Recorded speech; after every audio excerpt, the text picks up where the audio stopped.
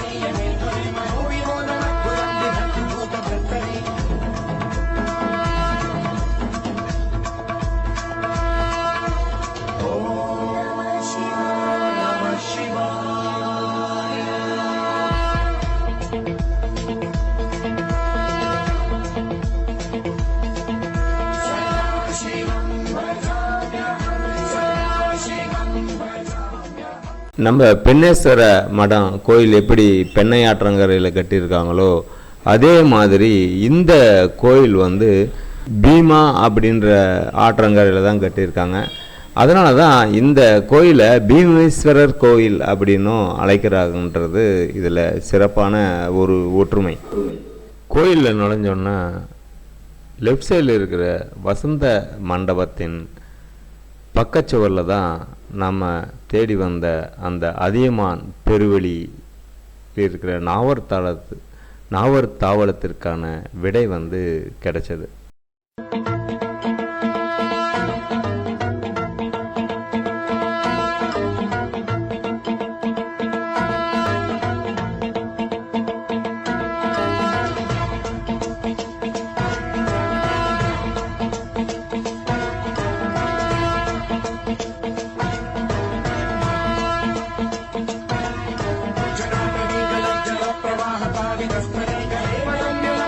வணக்கம். நம்ம இப்போ வந்து எங்கே வந்திருக்கோம்னா ஆந்திர மாநிலம் பூதப்பட்லு. வணக்கம்.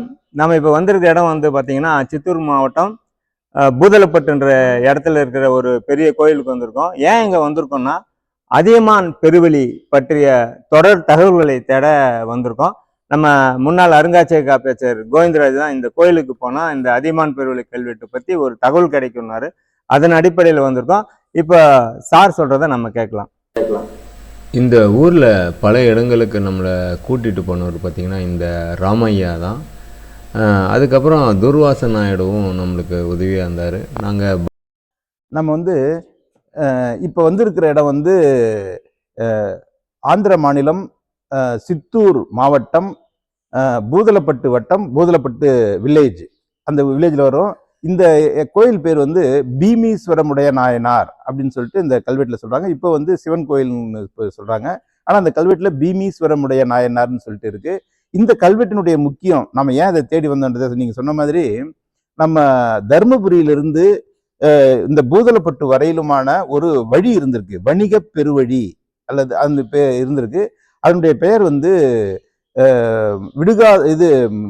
அதியமான் பெருவழி. இந்த அதியமான் பெருவழிக்கு போற கற்கள் மைல்கல்கள் 3 மைல்கல் நமக்கு கிடைச்சிருக்கு.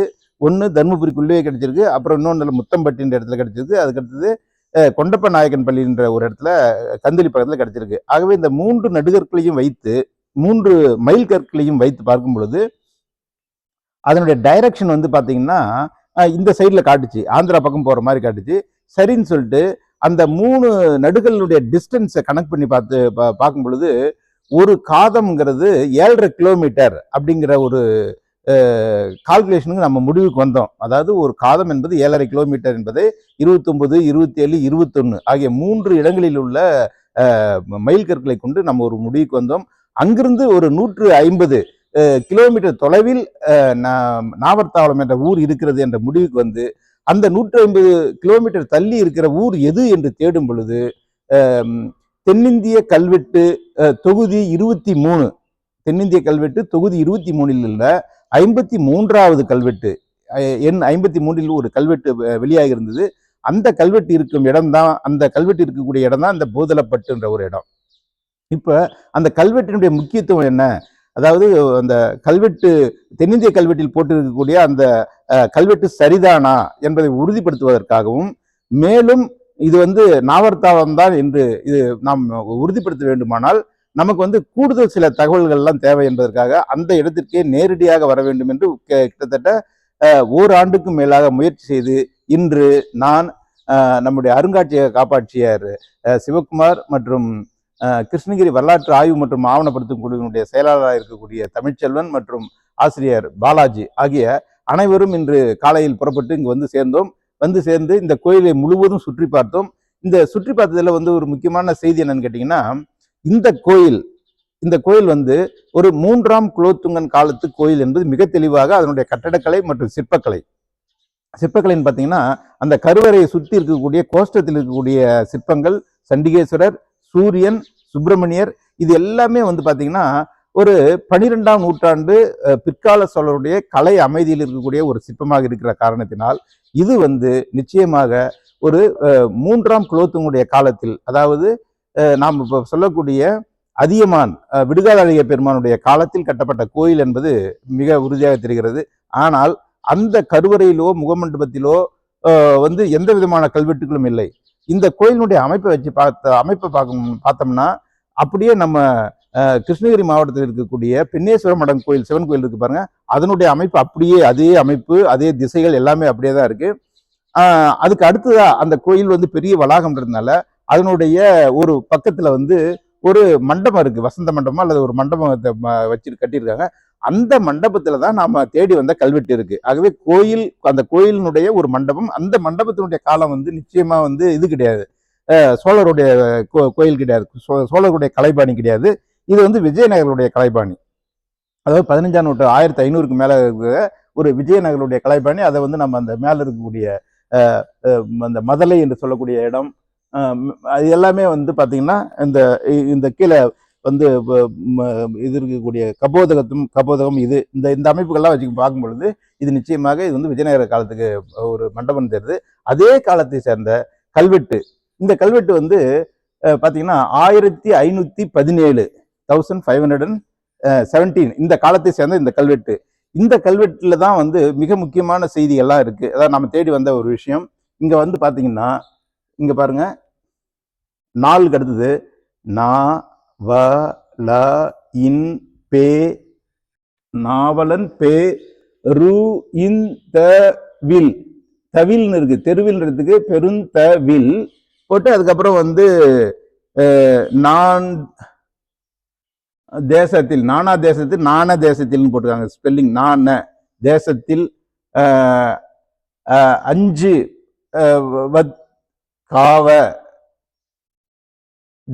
காவ தேசத்து, இது மாதிரி எல்லாம் வருது இதுல. இப்ப வந்து முக்கியமானது வந்து இதனுடைய பீரியடை வந்து ரொம்ப அழகா சொல்லியிருக்காங்க, எழுத்து வந்து காட்டியிருக்காங்க. இங்க பாருங்க, இதனுடைய சகாப்தம் ச கா இத்தாயும் 1438 இதோட 78 கூட்டம்னா 1517.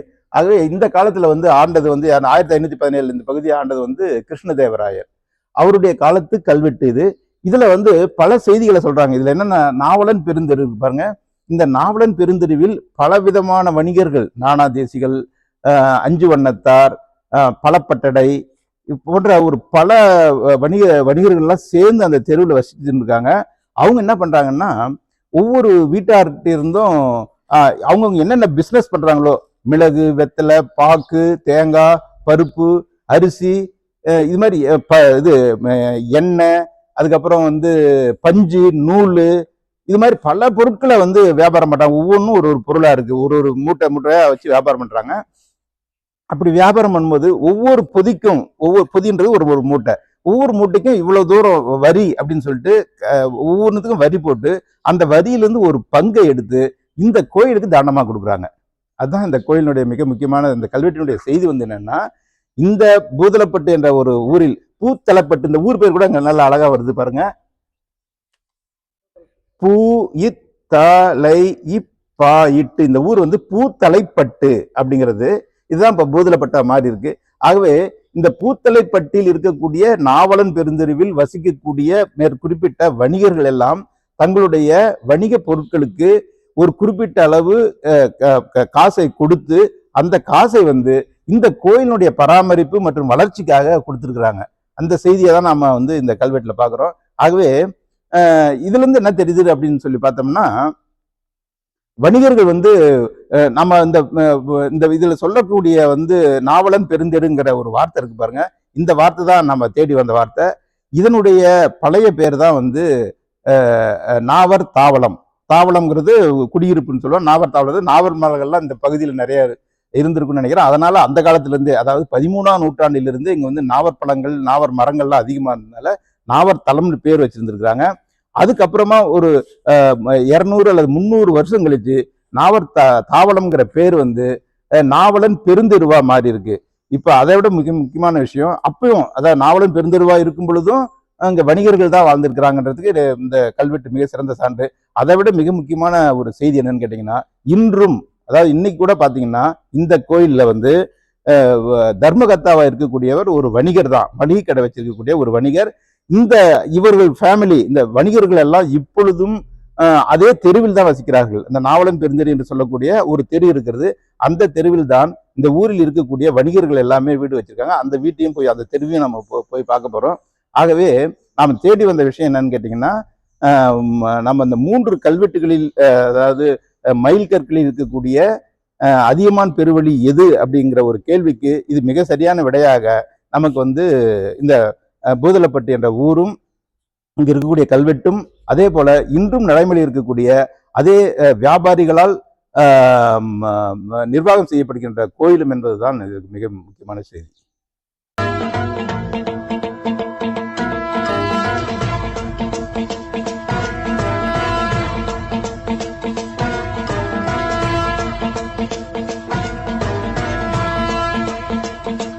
நான் இப்ப நிக்கிறது வந்து நேர பின்னால் இருக்கிறது வந்து இந்த பீமேஸ்வரர் கோயில். இப்ப நான் நின்றுட்டு இருக்கிற தெரு இருக்கு பாருங்க, இந்த தெரு இருக்கு பாருங்க, நல்லா ஃபுல்லா பாருங்க. இந்த தெருவுக்கு பேர் வந்து பஜார் தெருன்னு சொல்றாங்க. ஆக்சுவலா அந்த பஜார் தெருவுல, பஜார்னா கடைகள்லாம் இருக்கணும், ஆனா இந்த இதுல வந்து ஒரு கடை கூட கிடையாது. ஆனா இதுக்கு பஜார் தெருன்னு ஏன் பேர் வச்சிருக்கிறாருன்னா, நாம சொன்ன அந்த நாவலன் பெருந்தெருவுல பல வணிகர்கள் வசிக்கிறாங்க அப்படின்னு சொல்லி பார்த்த பாருங்க. அதே அந்த வணிகர்கள் வசிக்கக்கூடிய தெரு அப்படிங்கறத சொல்றதுக்காக தான் வந்து பஜார் தெரு அப்படின்னு சொல்லிட்டு பேர் வச்சிருக்காங்க. இப்ப நேரா பாக்குற இந்த வீட்டு ஓனர் தான் வந்து இந்த கோயிலினுடைய தர்மகர்த்தாவா இருக்கிறாரு. இவர் ஒரு ஊருக்குள்ள ஒரு மளிகை கடை வச்சிருக்கிறாருன்னு சொல்லிட்டு சொல்றாங்க. ஆகவே இது முழுக்கவே வந்து வணிகர்கள் தங்கி இருக்கக்கூடிய, இன்றுமே வணிகர்கள் தெருவா வந்து இருக்கிறத நம்ம மிக முக்கியமா பதிவு செய்யறோம்.